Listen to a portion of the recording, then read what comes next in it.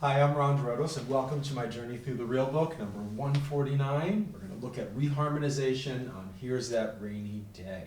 Thanks for being here. What I'd like to do is pass on something that my piano teacher, Billy Taylor, told me. I studied with Billy in the 80s, and he, in turn, had come up in New York in the 40s and 50s, and had really known Art Tatum. And Art Tatum, as we know, was master, right, of reharmonization. And what Billy Taylor said was that Art Tatum and a pianist that I had never heard of, and maybe you haven't either, named Clarence Profit, used to sit down and trade choruses back and forth. And what they would do is, instead of improvising on the tune's melody or taking a melodic solo, they would improvise on the tune's chords. And so each time they played the tune, they would play different chords. They would reharmonize it, as we would call it, or substitute chords, or just play different chords, put it simply. And as Billy put it, okay, you can sort of do a little something, and then maybe on the second chorus, substitute some more chords, and he's like, then what do you do? And he said they would go on for an hour on the same tune, just over and over again, trying things out. And Billy showed me what they did, and it's interesting because sometimes we think about reharmonization in that there's a bunch of rules that I have to follow, like, a typical one would be a tritone substitution. So if the first chord is G major 7th, I could start with the dominant 7th chord a half step above, and then go down. That's not quite a rule, but it's a general principle. But what Billy did from Art Tatum and those guys is take it a step further. And oh, by the way, Clarence Profit, you can hear him on recording. There are some records, maybe like 10 songs that he did. Body and Soul, I think, is one of them, and there's some blues. They're really beautiful, and you can hear some of his reharmonizing on those recordings.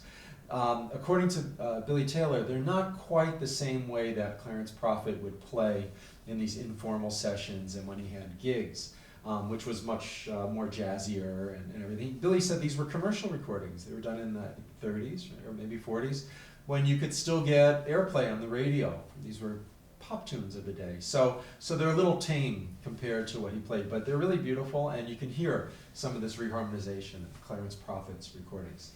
So basically what Billy would do is, he would just do things like, okay, let's start like I just did. Instead of G, let's start on F and just go up by half steps. So F, F sharp, G, and then I kept going, A flat, A, So let's see.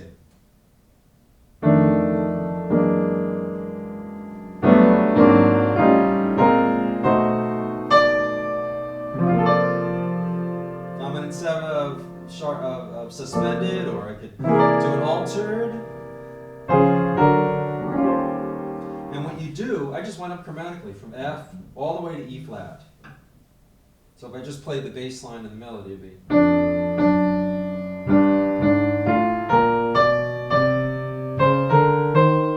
I just reharmonized it with a voicing. A lot of dominant 7ths, but sometimes major 7ths. If that's in the melody, you could do half diminished. Whatever works. That's one way to do it. He would do these things where he's like going down by whole steps. I'll start on G. That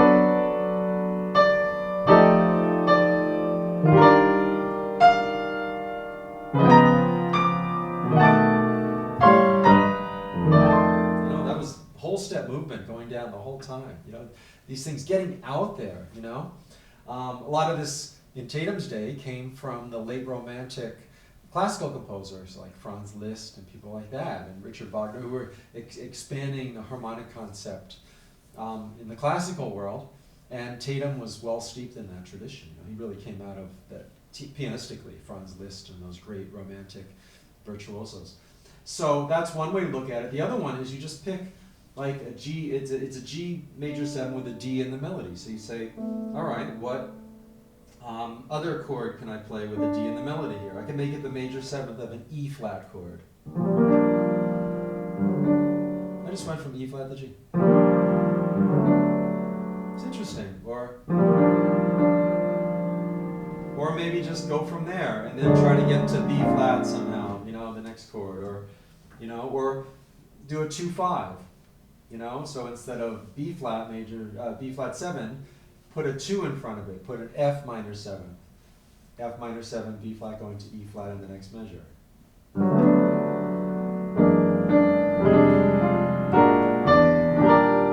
know? And if I'm going from G in the first measure to F in the second, I can put an F sharp in between, which I just did. F minor, and then I did a tritone substitution, E to E flat.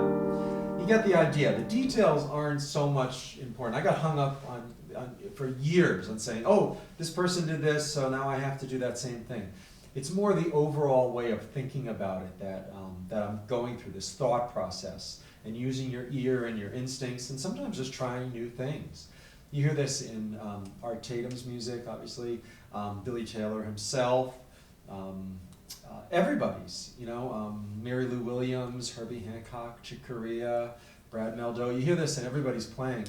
One of the ways that jazz pianists personalize their interpretations is through melodic variation and how they solo. It's their rhythms, right? Their personal rhythms that they prefer, their tempos, their emotional feel, and their pianistic textures, and also the chords they play. Very, very common to do this to some extent, even if it's only a little chord here and there. So I'm going to go through Here's That Rainy Day, and just sort of, you know, absorb this and see what I'm doing, compare it with the lead sheet in here. By the way, this is a personal favorite tune of mine, partly because I've got to play it on Broadway in a show called Swinging on a Star, which was a collection of pieces by the lyricist Johnny Burke, who wrote this along with Jimmy Van Heusen. Johnny Burke's widow produced the Broadway show in the early 90s. We started in 93 out of town, and then came to Broadway in 95, and were nominated for the Tony Award for Best Musical, 1995. And for me, it was great because it was my sort of, what's the word? Well, it was the first time I was on Broadway, my sort of, you know, debut on Broadway. I was the associate conductor. I played keyboards, and then I conducted from the piano when Barry Levitt, the pianist, couldn't make a show. And I did some orchestrations and arrangements for the show as well. Really a high point in my professional career and my, I guess, introduction to Broadway, I was going to say. Because the cool thing is once you're sort of in that club, whatever field you're in, whether it's jazz or Broadway, whatever, then when that show closed after a while, I could just pick up the phone and start getting jobs filling in for other pianists and playing workshops and other Broadway shows. So lots of fond memories. There was a singer named Kathy Fitzgerald who sang this in the show. She's a wonderful, wonderful actress and singer. Hey Kathy, if you're watching. And here we go with some reharmonization a la Billy Taylor, Art Tatum, and Clarence Profit.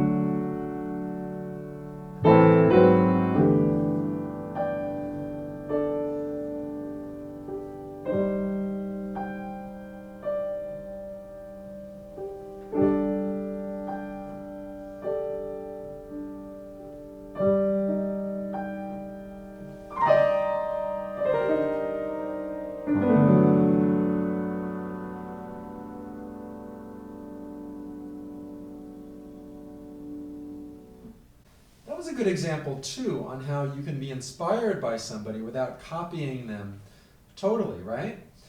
Because what Billy Taylor told me was that when he asked Art Tatum to show him something, hey Art, you know, what was that chord you did or that left hand technique? Art would show him anything. So, oh, hey, this is what I did. But there was one condition. Billy had to make it his own immediately. He couldn't play that on a gig. If Art Tatum walked into a gig where Billy Taylor was playing and heard one of his own chords or introductions to a tune or something, Art wouldn't show him anything else. So they encouraged individuality in a way that would kind of be unheard of today. It's probably a good thing. So, for instance, if you're using somebody else's chord substitution, I found myself getting into that almost just where the music was leading me, into those tremolos. You know, at the end there, the big pianistic texture, which is very unlike Art Tatum, for instance, to do on a ballad. He would do it occasionally, especially in an up-tempo, you know, things like that. But on a ballad, he wouldn't be so expansive on a slow ballad like this. So it's a way to make it your own. You change one thing. You use somebody else's chords or concept, you change the pianistic texture. If you're using somebody else's pianistic texture, change the chords or the melodies. Make the music your own.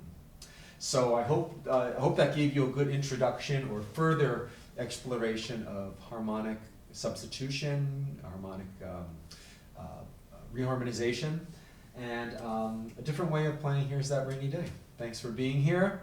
Good luck with your jazz piano playing. If you want Skype lessons, anything one-on-one, or my video course has hundreds of great lessons that I've made to teach you things like this at keyboardimprov.com. And enjoy every moment that you're practicing, even if you're trying something new and it's not coming right away. Stick with it, because if I can do it, you can definitely do it. Take care.